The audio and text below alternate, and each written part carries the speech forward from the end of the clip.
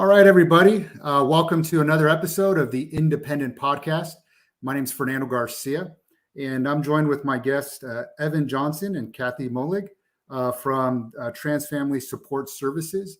Hopefully I pronounced your last name right. Is that correct? Okay. Yes. All right. Well, thank you for being a guest on my podcast here.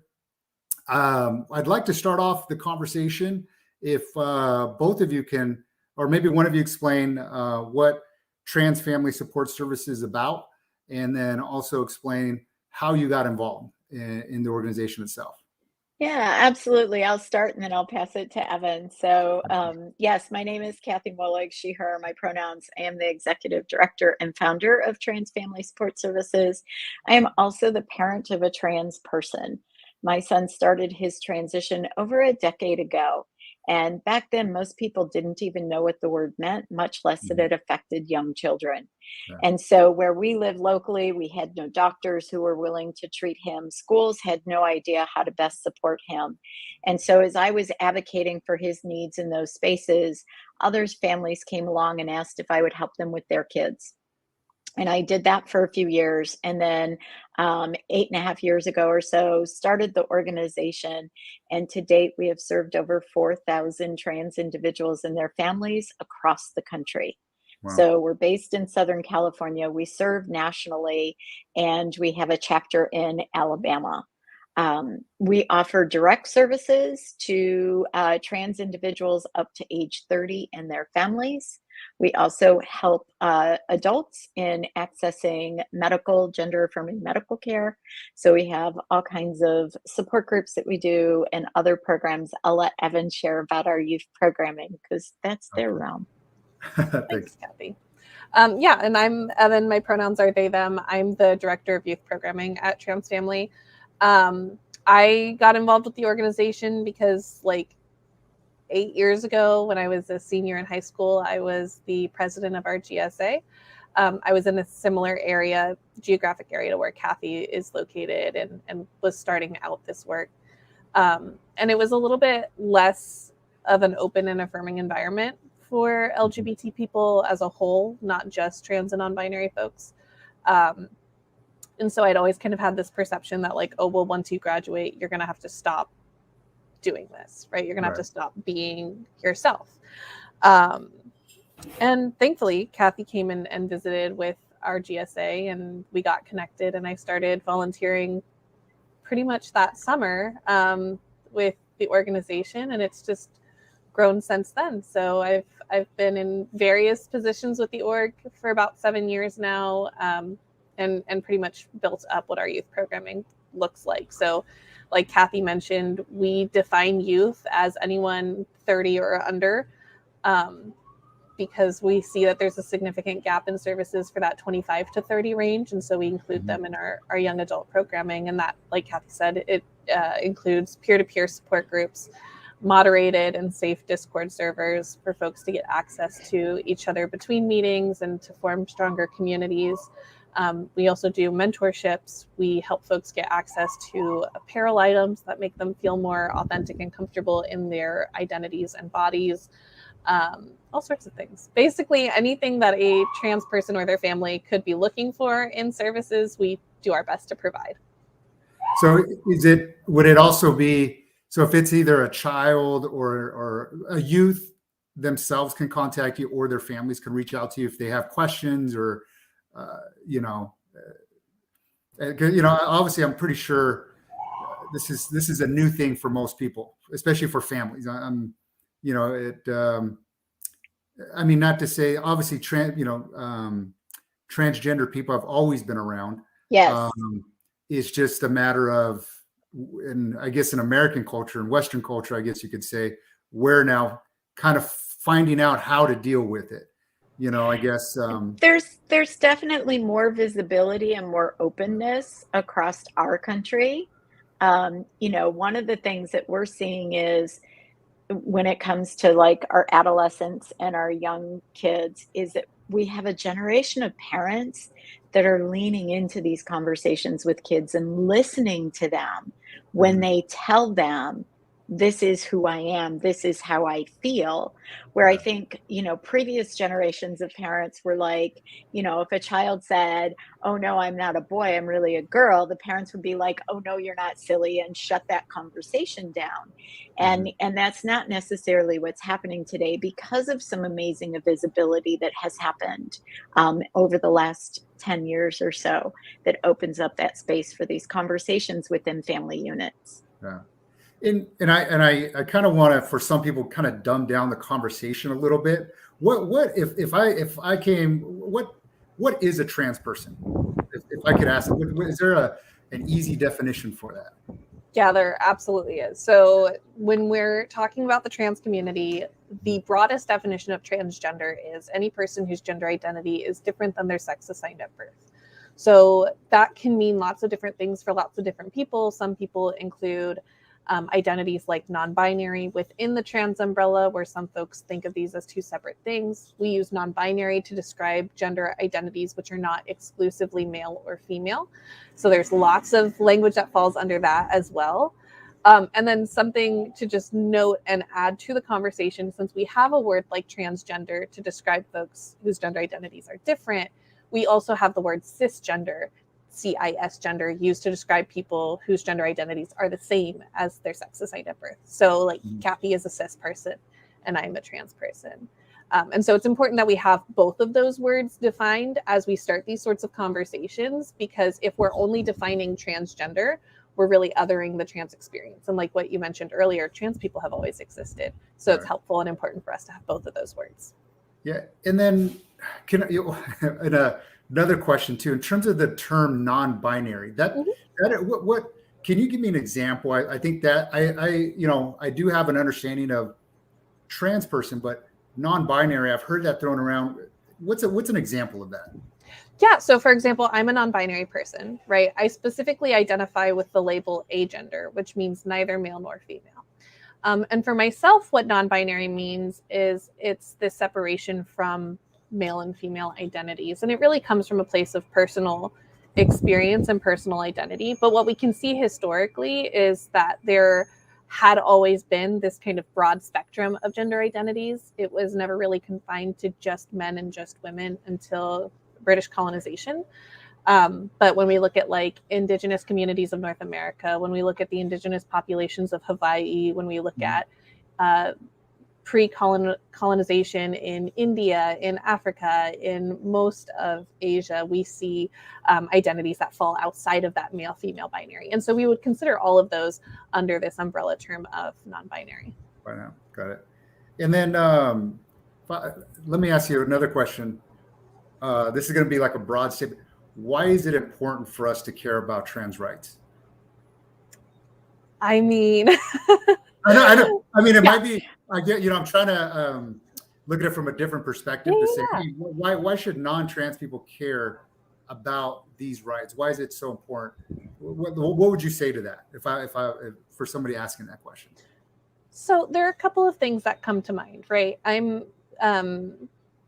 a social worker by education. And so for me, like one of my core values is just the inherent value of every human life, right? So on the one end, there's that piece of all people have value. And so we should care about the experiences and the things that are happening to all marginalized communities, because that's showing a disvaluing of certain people for identities that they hold. Sure. And that just inherently goes against what I believe to be true of the world.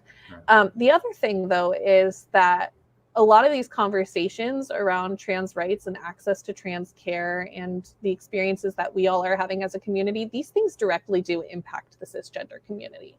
And I think one of the biggest ways that we have seen that come up as of late is this piece of athletes, right? Whereas there's been a lot of skepticism and a lot of criticism of trans athletes participating in sports, we're also seeing cisgender athletes who are being barred from sports because now there's very select scrutiny around what is biologically male and what is biologically female. And so we're starting to see this impact more than just the trans community. So there's that humanist part of the world that's going to really resonate with the fact that all humans have value, all humans have worth. And then some people who need to understand how these issues impact them directly And that's one of those ways of none of these topics are going to just stop at trans people, because that's really hard to define where that line is. These are things that are going to access, or that are going to impact access for all people. I want to bring in one other perspective, and we see this often when we're at out at conferences and such, is that, you know, parents who didn't know about their child's gender identity yet, whether it's an adolescent, young adult, or whatever, and were not informing themselves about the rights of trans people, and then their kids come out to them. Their kids share this really intimate information about themselves, and they're devastated at the things they had said previously about the trans community in general.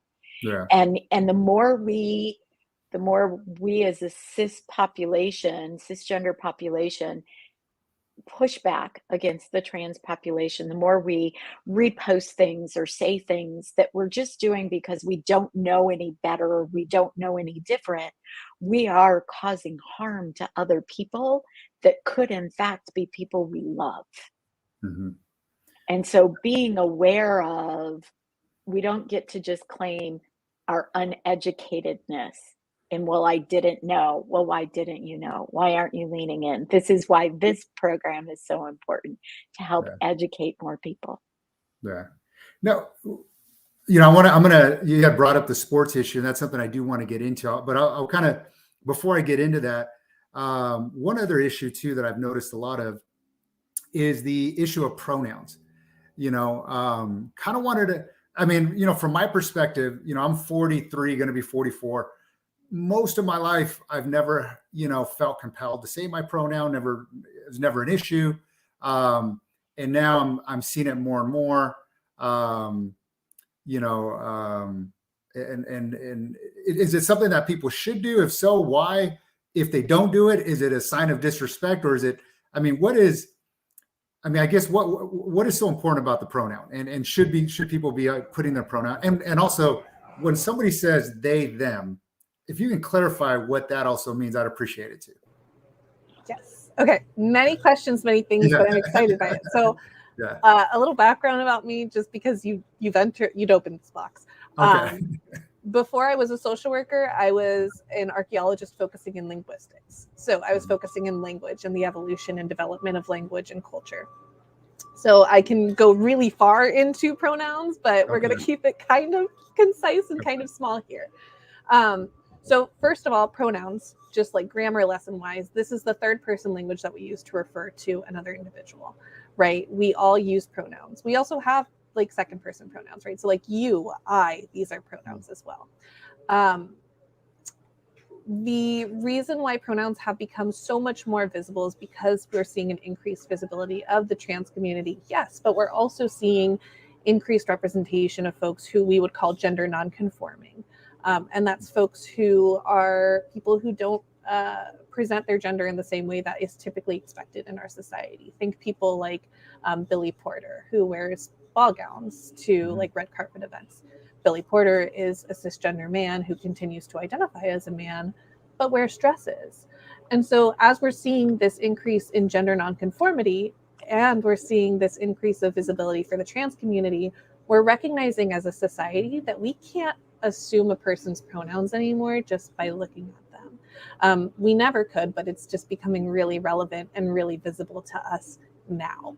When we talk about pronouns and the language we're using and why we should be identifying our pronouns beyond just this piece of we can't assume a person's pronouns, when we say our pronouns as an individual, we're giving another person the tools to refer to us correctly.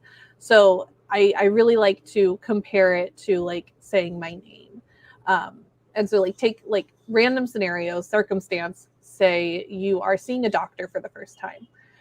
And there are 3 doctors who all work out of the same office. And when you scheduled the appointment, you didn't get the doctor's name. You just said, hey, I just need your soonest appointment. They're like, okay, great. Here's your doctor. So you're going to do the intake form. On the intake form, you have to fill out your name because they need that so that they can look at like your insurance information. You hand in that form and they say, okay, great. Your doctor will see you soon. The nurse comes out. The nurse calls you by name. Okay, you respond because you know what your name is. And you go into the examination room and the nurse says, the doctor will see you soon. Now, all this time, I still don't know my doctor's name. Okay, so like that's weird, but I just assume the doctor's going to introduce themselves with their name when I meet them.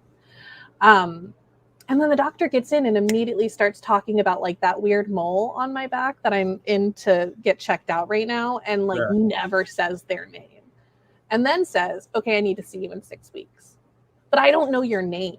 Right. And I never got a good opportunity to ask because like, oh my God, it'd be so awkward. We've been talking for an hour now about this very intimate thing. And I don't know your name. And so I'm going to go back to the front desk and I'm going to say, I need to schedule an appointment in 6 months, in 6 weeks or whatever. And now I'm stuck because I could describe what my doctor looked like. I could try really hard. Well, they were wearing a white coat. They had a stethoscope, but there's 2 other doctors who practice out of the same room. So it's much easier if I have a person's name. In that same vein, it's much easier to navigate social circumstances if we have a person's pronouns.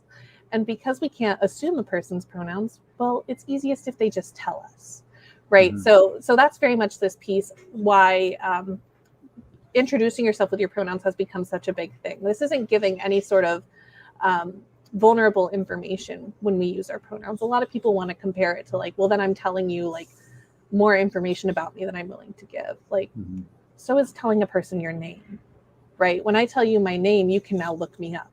If I were your doctor, you could look up malpractice suits against me, previous hospitals that I've worked at, where I got my degree. It's the same level of information when we tell someone our pronouns. So it's very surface level information. And so if we're not doing that, I mean, it's a very clear indicator to those of us within the community that you don't see us and you don't recognize us. For myself as a non-binary person who never gets my pronouns assumed correctly, because that's not where our culture is as a society, I know I'm not going to be received in that space. So we as a community, we need our allies to be identifying themselves with their pronouns so that we can recognize them as allies. And so we start changing the tide in recognizing this is just as surface level as a name. And then I answer your last part of that question. What does it mean when someone uses they, them pronouns?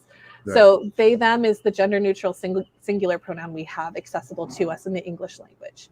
We've thought of it for many years as exclusively a plural pronoun, but we've used the singular version of they since the 1300s. So that's all that it is it's just, I don't identify with he, him pronouns. I don't identify with she, her pronouns. My next option in the English language for me was they, them. That's not necessarily true anymore of the mainstream English language, but those are like the main 3 pronouns that we talk about. So is it an assumption that if I hear somebody say they, them, that they're non-binary? Would that kind of be, is that typical or not? I guess so. Pronouns are part of a person's gender expression. So it would be like wearing an article of clothing. Most people who use they, them pronouns are non-binary because it is a non-gendered pronoun. But I do know some cisgender individuals who will use the they, them pronoun to normalize the experience. Got you. Let me go back to the playing sports.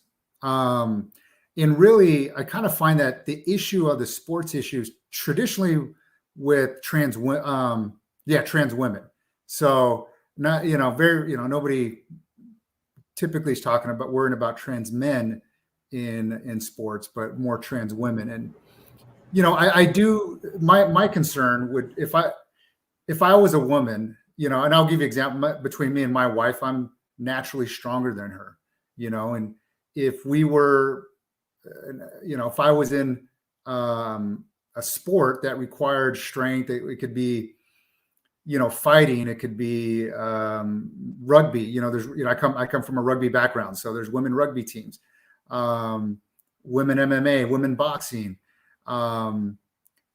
Couldn't that be like? I mean, I don't know if there's like a stance on it, but I guess is it fair that these trans women who were born male could actually compete in these sports? Is that, and if so, why? I think that, I think a lot of people are trying to wrap their head around why is that fair? I mean, obviously, if I walk onto a basketball court and Shaquille O'Neal, we're both men, but he's obviously got a natural advantage, right? So even within, males, we all have our different advantages, but is that how it's viewed in terms of the sports? Like, hey, we all have advantages over each other, and that's just the way it is. And even if somebody was born a male, that shouldn't exclude him. Is that kind of the take? I think there's a couple of things to look at with sports, and Evan certainly is going to have some other things to add. But I think we have to first look at, this comes up around sports in schools, right? Mhm. Our younger kids, our minors playing sports, and recognizing, why do our students play sports? They play sports so that they can make friends. They can learn things like leadership and team building skills, so they can build their own confidence. Like, why would we want to block that from a middle schooler or a high schooler, right? This isn't about elite athletes. You pegged that one really well. Elite athletes all have some kind of advantage, Mhm. right? So we don't want to compare that there. And also that piece of, you talked about, people don't seem to care about trans guys. There was a wrestler in Texas during high school who had started his medical transition. And so he was then forced, because of Texas law, this was a few years ago, because of Texas law, he was forced to continue to wrestle girls. Mhm. He was completely undefeated his senior year of high school. How is that fair to any of the girls on the mat? So, Right? so to clarify, It's if you don't mind, I just want to clarify. So he was born a woman or female. So he was assigned I would say I want to female make at a birth. correction on Okay, okay. language Yes. here. Yeah. Okay. Yes. Language is really important in being respectful of any kind of culture, right? So we don't say born in the wrong body. We don't say born a girl. He was assigned female at birth. His gender identity is male. Okay. So yeah. So And forget, this is, I'm going to probably make a few mistakes. So forgive that's me. okay. We love that. So And hopefully you feel us gently correcting, because yes, that's how we like to come across. yes. So this person was assigned as a female, and then continued to wrestle with other females, and Was forced to continue to wrestle Mhm. females, even though he identified as a male and had started a transition. The Texas state law required that he continue to wrestle females.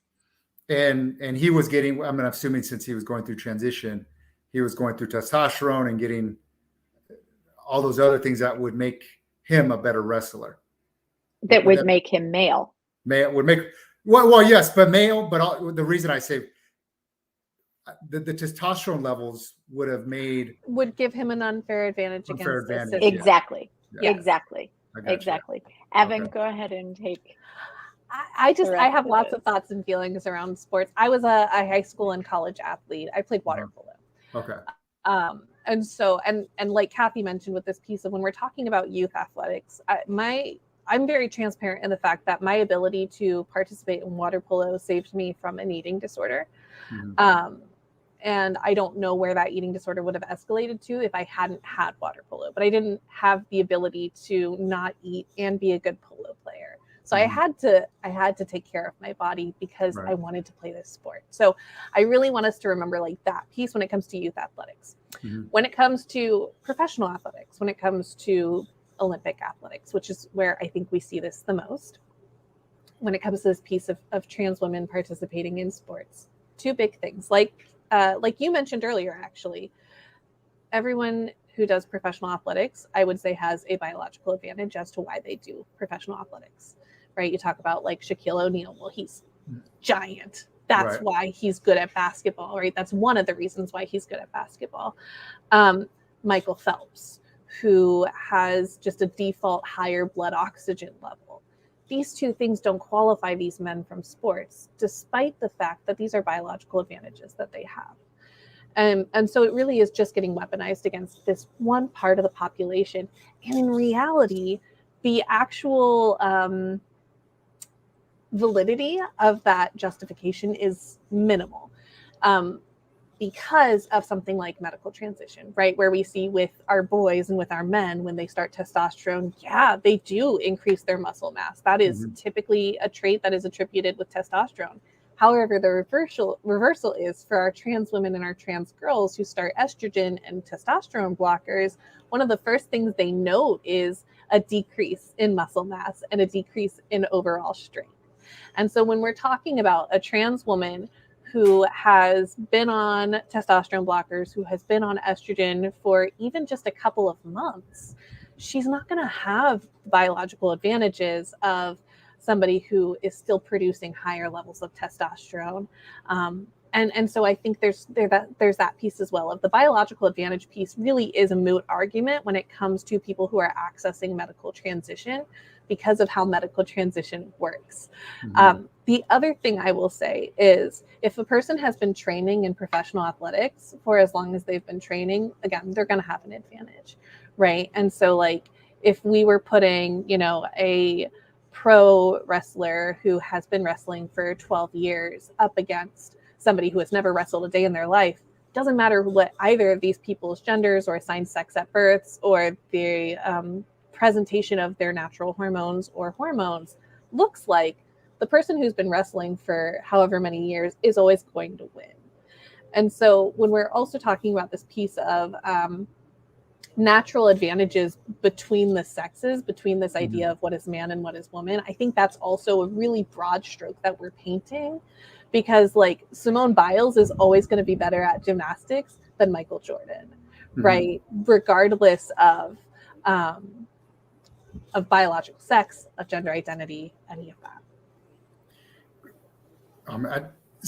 Then let me ask you this: should we even have male-female sports? This is a really complicated question, and I don't think there's a clear answer. Yeah. Obviously, as a non-binary person, I think that having gender-segregated sports is harmful to others like me, right? Harmful to the youth who are within my community. This is hard for us growing up to find our place in the world. We have non-binary people who will never medically transition. We have non-binary people who do medically transition. I don't want to sit on a women's team because the language inherently makes me uncomfortable surrounding that team. My partner is a non-binary person who is on HRT, who is taking hormones. Where are they going to go, right? As a person who's kind of in the middle. So personally, my belief is, I don't know.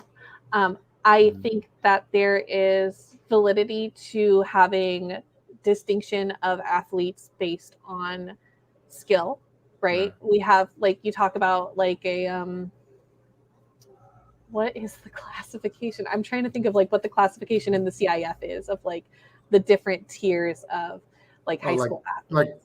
Like division or like, yes, like your divisions. Division right? 1, division, yeah. I'm like, what is the word?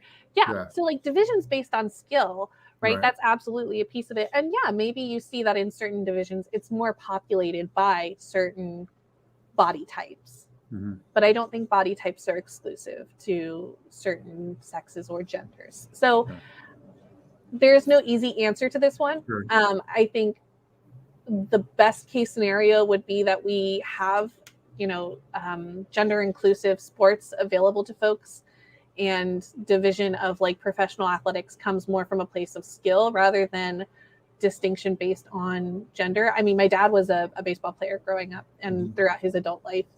And there was a women's team in his league because that women's team was playing at his level.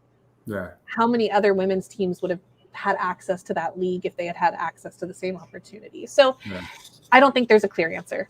And I don't think I actually answered your question, but that's my answer.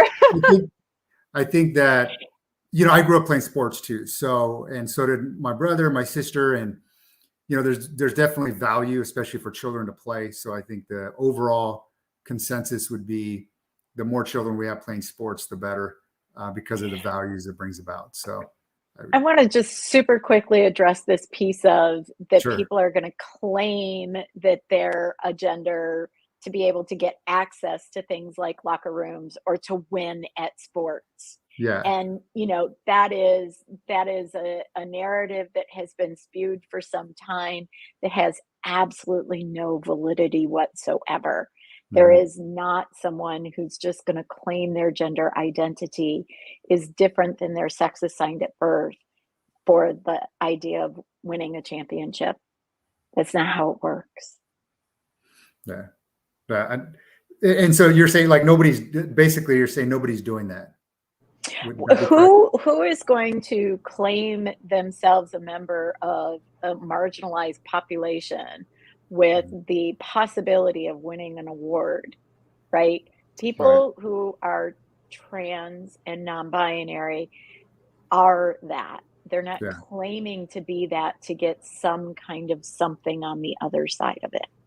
Well, and I think there's also this Mhm. piece of, and we saw something similar happen with restroom access. If Yes. there are individuals who are taking advantage of this system, right? I think there's a piece to be looked at of how much of that comes from the sensationalization of the topic and wanting Yes. to prove a point, right? So, like, if there's a cisgender man in the world, because again, this is typically how we think of these scenarios, it's a cis man pretending to be a woman in order to access things like a woman's bathroom or to win a women's championship. Mhm. If there is a person out there doing it, is that because it was their idea, or is it because it was an idea that was planted in them by transphobic rhetoric that, like, oh, this is something I could do? And if we had never made it a debate about whether or not trans women can participate in sports or if trans women can use women's restrooms, would this scenario have ever actually happened? Yeah. It, let me, you know, can I know in certain parts of the country, it's prevalent to say like, yes, sir, yes, ma'am, and you can say even a majority of the country, but in other parts it is. Is that something that you think, like if somebody was to say, thank you, man, whatever, is that, would you take that as offense or would you just understand that's their culture and what they're not doing it out of hate, but out of, they're actually trying to be nice and didn't mean to offend. But Yeah. is that offensive to say? So complicated thoughts and feelings as a trans person, right? Where I Mhm. will say both of those things can coexist in my mind. Okay. My mom was raised in the South. My mom was raised in Ohio. And so Yeah. in Ohio, it is absolutely yes, ma'am, yes, sir. Yeah. My mom worked front desk at a hospital reception. And so yes, ma'am, yes, sir. When I came out as non-binary, one of the first questions she asked me was, should I still be saying that? And the answer is no. Yes, ma'am, yes, sir, ma'am. These are kind of out of date, especially when it comes to this piece of they're making a lot of broad assumptions about what gender presents as. I have a friend who has a very low pitched voice, a cis Mhm. woman who has a very low pitched voice and gets sirred on the phone a lot. And that's exhausting to her because she's like, I'm not a man. Right. And so I think, yeah, it is something that we do need to be phasing out. I can recognize where there is that cultural piece to it, though, and I give Mhm. people a lot of room to make that mistake when it comes to Mhm. me in particular, because again, I can only control myself. Right. But even though I can justify it and I can say this is probably how the person was raised, a lot of the times we make assumptions based on a person's age. It still hurts. Yeah. And in terms of the bathroom issue, I did want to touch a little bit more onto that. Um, yeah, I don't ever see that being a problem. Like, there a friend of mine, and I should we become friends, acquaintances. We're more acquaintances. We've definitely become friends over time. Didn't know he had a trans son until recently. He started telling me about his trans son. And we were talking about the bathroom issue and stuff like that. And one thing he said was kind of what you said is nobody just becomes trans or says they're trans in essence or uses non-binary. There was a whole process that took Yes. place to get Yes. there, So it's not like you wake up in the morning and go, I want to be trans. There's this huge process to get to that, stage in life. There is. We talk in Mhm. terms of it's less of a coming out and a more of an inviting in, right? Mhm. No matter the age of the person, generally they spend a lot of time turning inward to really discover who they are. Maybe they're doing internet searches, talking to other trans people over the internet, checking in with, folks if they're in school age and high school, their clubs, that kind of stuff.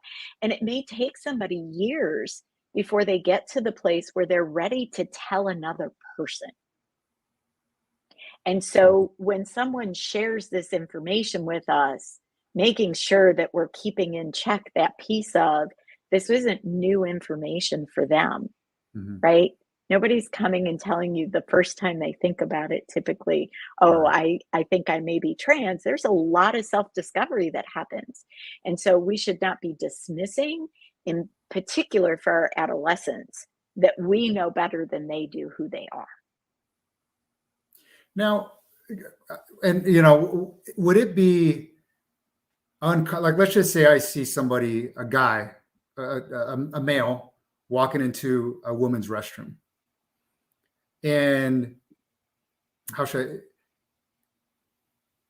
I? And if I think that person's intent, and this is the hard part. I think if I have a daughter, like if I have my 6-year, I don't have a daughter, but if I had a 6-year-old, 7-year-old daughter in that bathroom, and I saw a grown ass man go in there, I'd probably just instinctively probably have a problem with that.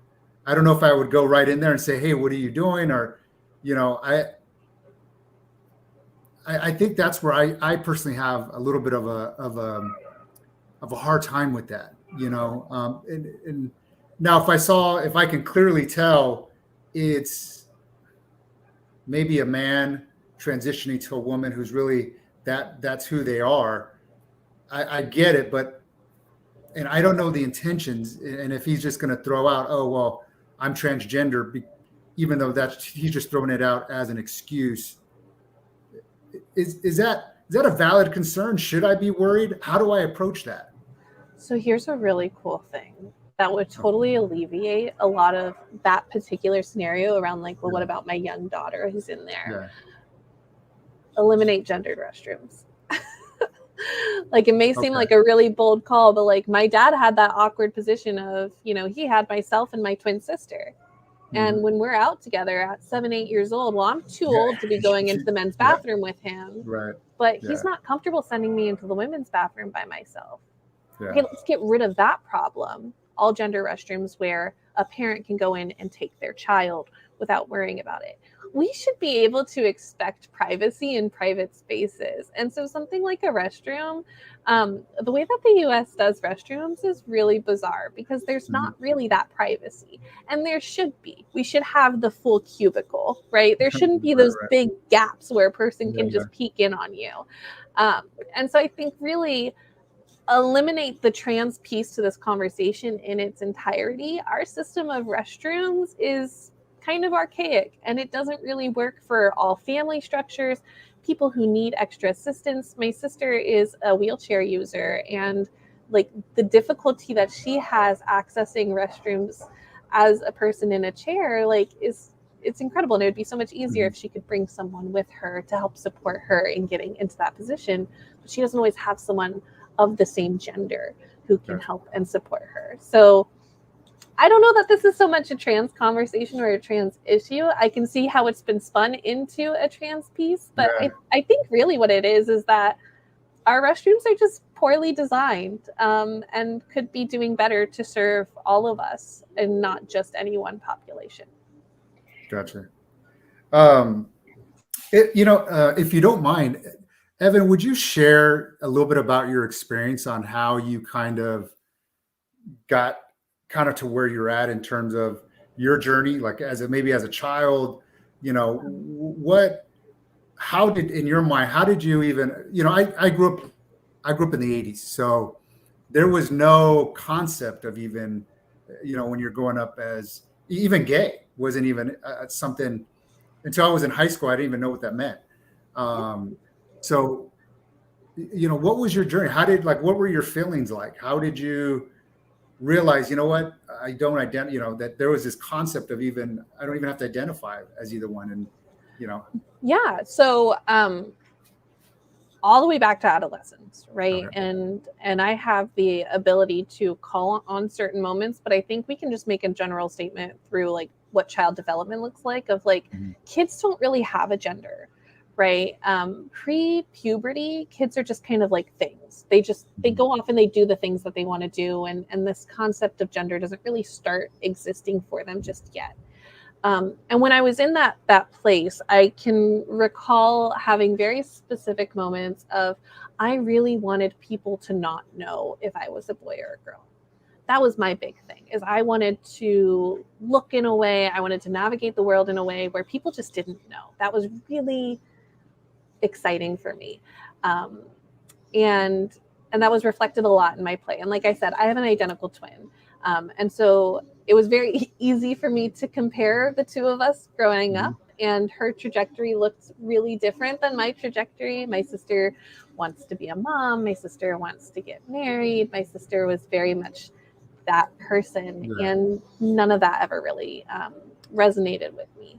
And then it actually didn't come up again for a very long time. I was always really uncomfortable with like puberty and the fact that people were starting to like assign gender to me.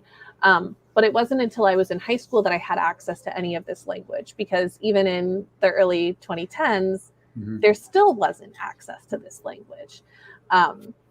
So finally, I did find the word transgender. And then from there, I actually met a couple of trans students at my school, including one person who was also non-binary identifying. And I was opened up to the idea of like, well, I don't have to be a girl. How novel, how cool. And that kind of expanded my understanding of what gender looks like. And for me, it very much was this internal conversation. And like Kathy said, it took years. I came out to myself at 15. I didn't come out to my parents until I was 21. And so years. But when I was exploring what gender means and really looking at gender at its root, gender is a social construct created by other people that I don't subscribe to. And I don't feel like it has any stake or value in my particular life. I am happiest to just be myself. And that comes from the language that I have found to express that identity and this deviation from gender norms and this deviation from a male-female binary. So that's a little bit about how I found the language and how the language resonated with me. And what my non-binary has looked like has changed a lot over the years. Like I said, I grew up in a pretty closed down culture when it came to expression of gender nonconformity. And so I thought that in order to be non-binary, I had to present a certain way. We see a lot of non-binary people in the media who are typically assigned female at birth, are typically white, are typically thin, and present what we may call androgynously. And that's how I thought I had to present in order to be non-binary. And as I've grown up, that has changed a lot. I have finally started like exploring with makeup again and painting my nails and wearing dresses. And none of this would have been accessible to me when I first came out. So my journey is still going on. I'm still discovering myself and my authenticity in my gender. And I hope it never ends. Yeah. And now, so if I was going to look from my perspective, like, is there something wrong if I do, like, somebody, like, if you have your ways of viewing the world and I have my ways of viewing who I am, like, to me, like, I feel like I'm a man. There's certain things that are innate to me. My wife kind of, she feels the same about her being a woman. This is what she feels. We have kind of certain roles in our relationship that kind of works for us. My wife's also a social worker as well. So, but at the same time, even with that said, even with my worldview, in a sense, I'm also open to other people's worldview, and accepting. And, for me, I want to live in a society where you can be whoever you want. I think that's important. I don't, and your rights are just as protected as mine, and you're no different than, we're no different than each other, regardless, especially under the law. But if I do have a somewhat different viewpoint on gender, but I'm okay with you living your life the way you want to live life and view things the way you want to view things, is that kind of a happy medium? Or yeah, I mean, so here's my general thing with it, right? Gender is super fake and made up, except for the people who it's real for. And if gender is real for you, who am I to take that away from you? Right? Like that's your life. I think as long as we're being respectful of each other and we're addressing each other with respect and integrity, we're doing the things to continue to move our society to a place where you can do you and I can do me, and we're no different under the law. And yeah, live your own life. That does mean, not falling into a trap of, well, I don't need to like disclose my pronouns because everyone else can tell I'm a man, because that's just not true, right? We can't fall into that trap of thinking that that's me living my own life and that's you living your own life, because that does inherently impact the lives of others, not just trans folks, but again, gender nonconforming folks. But yeah, absolutely. I mean, like some people believe in astrology, some people believe in conspiracy theories, some people believe in gender. Right. And who am I to take away the things that bring another person comfort and joy? I think the important thing is to recognize that line between I have my beliefs, but when my beliefs start taking away your rights is when there's a problem. Yeah. And that's where we are in our country right now, is there's a lot of people that are trying to take away the rights of the transgender community, and to eradicate the transgender community, that it then becomes problematic. Got it. Yeah. And then do you ever think that some of these issues may be taken a little too far? I'll give you an example with pronouns and with when I was born, I remember growing up, my background, my heritage, my mom's from Mexico, and, my dad's Mexican Native American. But growing up, I've been Mexican, I've been Mexican American, I've been Hispanic, I've been Latino, and now I'm Latinx, and then, or identify, this is what, and it's kind of what people have kind of, I've been Chicano. This is what other people put on me, and then right now it's Latinx, and then next year it could be something else. Is there a time where these kind of labels maybe go too far, or is that something that's just part of society where we're kind of that's just that's life, I guess, as things change? I mean, so I love that you specifically brought up how the Mexican American population and how the Mexican population has been referred to in the United States, because that's where I have the most understanding. My partner is Latina, my partner is Mexican and Indigenous. And so we've talked a lot about this language in regards to, am I Chicano? Am I Mexican? Am I Indigenous? How do I fill out my census, right? And we've had a lot of that conversation as well. And here's the thing, at the end of the day, the language you personally use for yourself, you decide what that is. No one can take that away from you. Just because my partner uses Latina, right? Instead of Latinx or Latino or Latina, there's the E, Latina.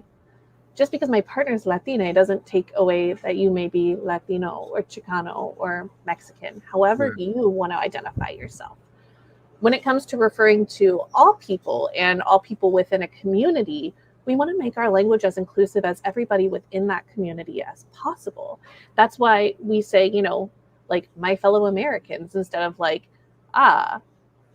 US citizens or white Americans, right? We want to make our language as broad as possible. And so when we're referring to the greater population of people with Latin American heritage or Central and South American heritage, the conversation is so much broader than just like gender politics, because there's also this piece of the impact of colonization on that language. I mean, like Latino in its root comes from Latin, right? And this assumption of in particular, Spanish population within Central and South America. But like, that's not something that people resonate with. Hispanic had the same barriers. So like the TLDR, the like summary of it all is the language you use for yourself is your own. And don't let anyone take that away from you. That's yours. Somebody else using different words for themselves doesn't take that away from you. And if we're trying to reach as many people as possible, why wouldn't we want to tweak our language to be more inclusive of that? Got it. Because somebody else is Latina, that doesn't prevent you from being Latino. Yeah. Because somebody else is Latine doesn't prevent somebody else from being Latina or Latino. So that's where that is. Got it. Perfect. I'm going to be, I don't want to take up too much of your time, but I've really appreciated this conversation. How can, if somebody's watching this and they either want to reach out to you for whatever reason, how can they reach out to you?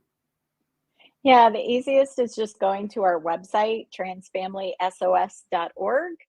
And all of the information is there on all of our services. There are no fees for our services. So we really work diligently to make sure that the barriers to access to this really life-affirming care and services are available for all families across the country.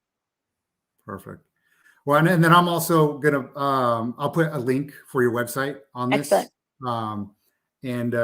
Like I said, this has actually been very helpful for me, and I really appreciate it. And I hope that the people watching, they can pick up something else and continue this conversation, so that we live in a country of many different people. Yes. And the more that we can have these conversations, I think, and we can learn from each other and have a dialogue, I think the better we'll be.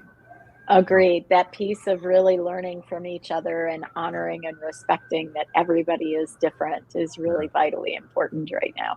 Absolutely. Well, thank you so much. And, if you ever need anything from me, let me know. And thank you for coming on. I really appreciate it. Awesome. Thanks for having us. Thank you so much. It was great to have this opportunity. Yes. Thank you. Bye-bye.